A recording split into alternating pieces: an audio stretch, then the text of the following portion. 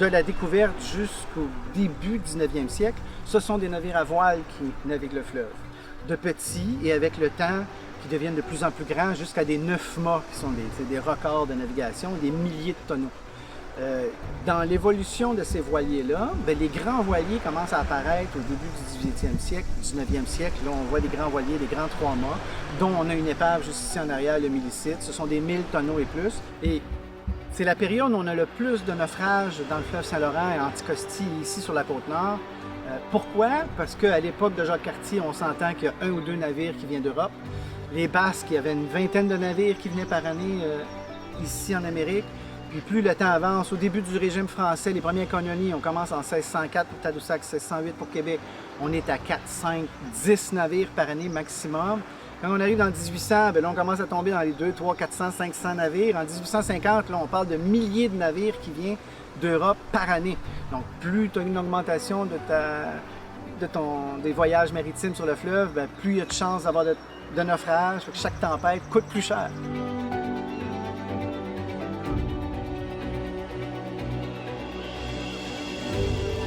Un des premiers arguments pour avoir des phares ici, c'est là, on a perdu 25 navires, ça équivaut à tant de vies d'hommes, tant de milliers de dollars de marchandises, ça a des coûts, il faut aider la navigation.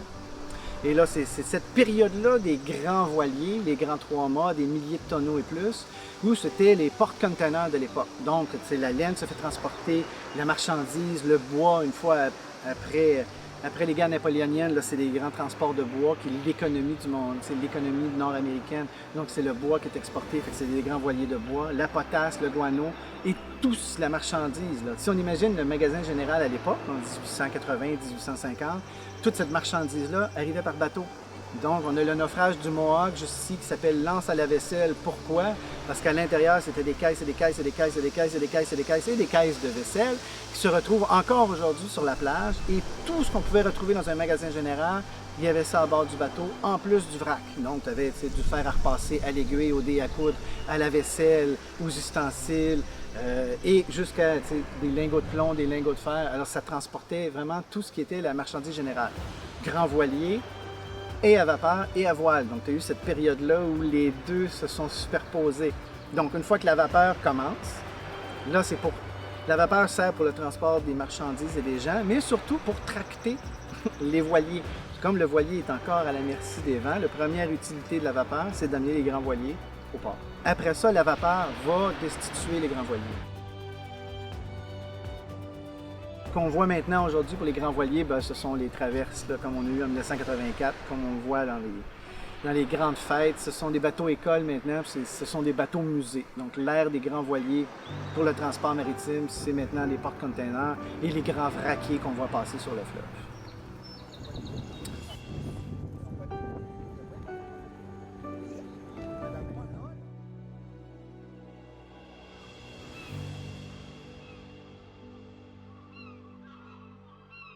Je m'appelle Karine Otis, je suis directrice générale du port de Baie-Comeau. Le port de Baie-Comeau, c'est un port international qui fait différents types de marchandises, différents types de navires aussi. Donc, on reçoit des navires d'outre-mer, on reçoit également des navires domestiques et on reçoit aussi des navires de croisière. À Baie-Comeau, la spécialité, je vous dirais, c'est le cargo général. Donc, aluminium, anode, sel, produits manufacturés, produits à valeur ajoutée aussi. Et puis, depuis une dizaine d'années aussi, maintenant, on est une escale reconnue comme une escale de croisière internationale. On est le 4e port en importance dans ce secteur-là au Québec.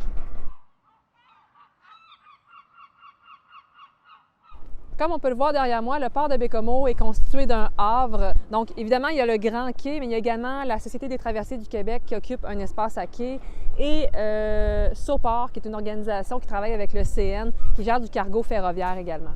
Donc, ce havre-là, il est très occupé. À chaque fois qu'il y a un mouvement de navire, la garde côtière canadienne est avisée. Donc, il y a toujours des télécommunications qui se font pour s'assurer qu'il n'y arrive pas d'incident de navigation dans le port.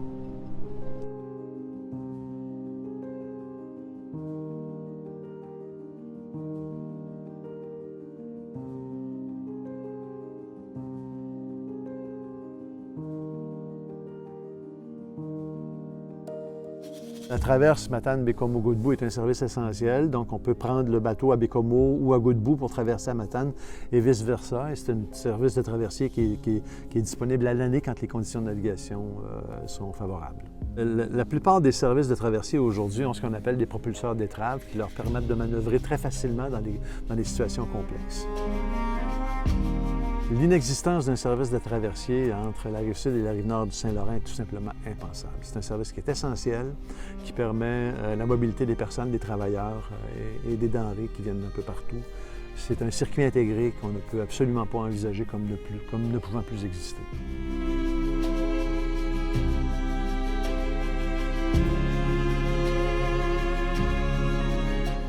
Le port de Bécomo, c'est un port international qui est assez vaste puisque nos installations ici sont assez concentrées, mais le reste du port est situé dans la baie des Anglais où il y a Cargill qui exploite un terminal céréalier et Alcoa qui exploite un terminal industriel relié à l'aluminerie. En tout et partout, c'est plus de 400 vaisseaux qu'on reçoit à Bécomo, plus de 4 millions de tonnes de marchandises qui sont transbordées soit en importation, mais surtout en exportation.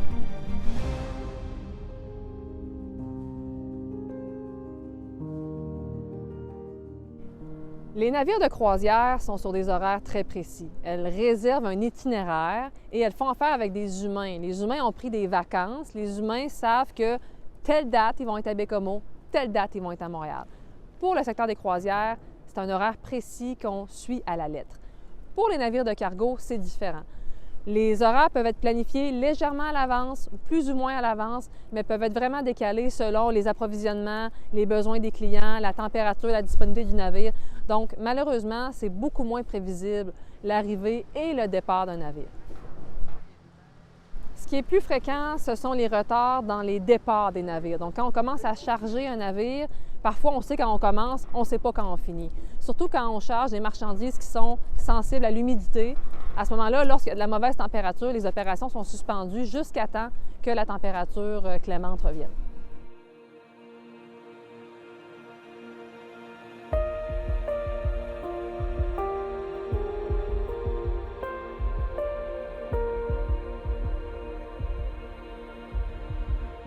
Le principal enjeu pour les ports l'hiver, c'est les glaces.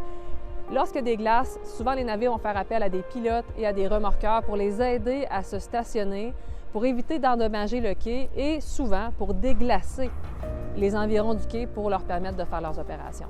C'est assez coûteux et parfois ça engendre également des délais.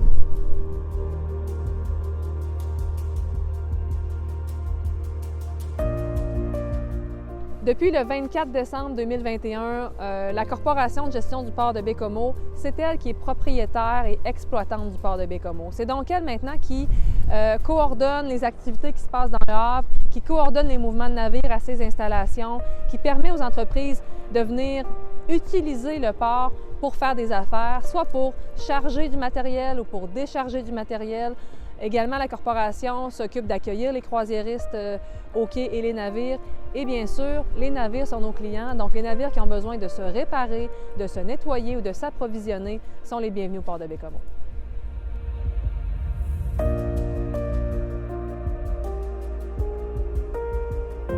Le milieu maritime, c'est un milieu qui est très réglementé. Tout d'abord, il y a des conventions internationales qui encadrent la marine marchande internationale.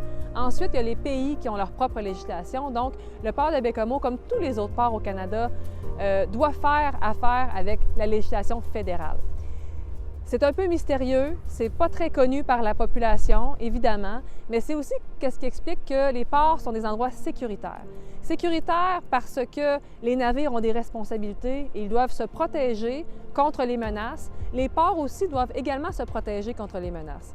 Alors, c'est ce qui fait malheureusement pour certains que lorsqu'il y a un navire à quai, on ne peut pas toujours approcher le navire, surtout quand c'est un navire international. C'est les lois qui sont faites comme ça. Depuis que la corporation est propriétaire du port, on tente, dans la mesure du possible, de décloisonner le portuaire et le citoyen, les loisirs et les opérations. Ce n'est pas toujours évident puisqu'on a des enjeux de sécurité et de sûreté. Toutefois, en tant que nouveau propriétaire, en tant qu'organisation à but non lucratif qui est dédiée à faire du développement durable au port de Bécomo, c'est vraiment une valeur pour nous de trouver la meilleure façon possible de permettre à la population de profiter pleinement de son installation et à l'industrie maritime de rayonner le plus possible à Baie-Comeau. Il faut tenir compte de ces chenilles-là de bateaux commerciaux. Il faut se retirer de leur route, bien entendu, ne pas les nuire, même si on est à voile, qu'on dit on a priorité, mais quand tu deviens dans le chenail commercial, tu dois te sortir de ce chenail-là pour laisser la place à ces gros bateaux-là qui se naviguent pas facilement. On pense que... Mais non, ça ne change pas de direction facilement, là. Quand ils sont partis sur une bonne allée, il faut qu'ils gardent le cap. En fait, la façon qu'on va revoir ces chenilles-là, c'est justement sur les cartes marines. Donc, en ayant les cartes marines, si on ouvre nos cartes dans la région où on va naviguer, ils sont indiqués sur les cartes marines, les chenilles de bateaux commerciaux. Donc, les traversiers, par exemple, où est-ce qu'ils se retrouvent. Et puis, tous ces chenilles-là, ils sont identifiés aussi avec des bouées. Mais lorsque c'est commercial, donc, c'est identifié sur les cartes.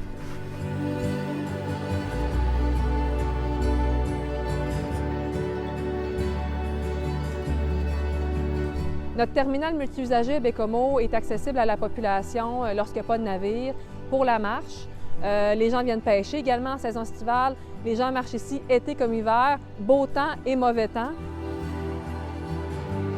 En saison de pêche, évidemment, c'est le fameux maquereau qui est l'espèce la plus populaire et la plus prisée ici à Baie-Comeau. On parle d'environ une période de 3 semaines où il y a un grand achalandage sur le quai. On peut avoir plusieurs centaines de personnes le soir qui viennent pêcher. À ce moment-là, on s'assure que nos installations sont sécuritaires et qu'elles peuvent accueillir tout le monde, bien entendu.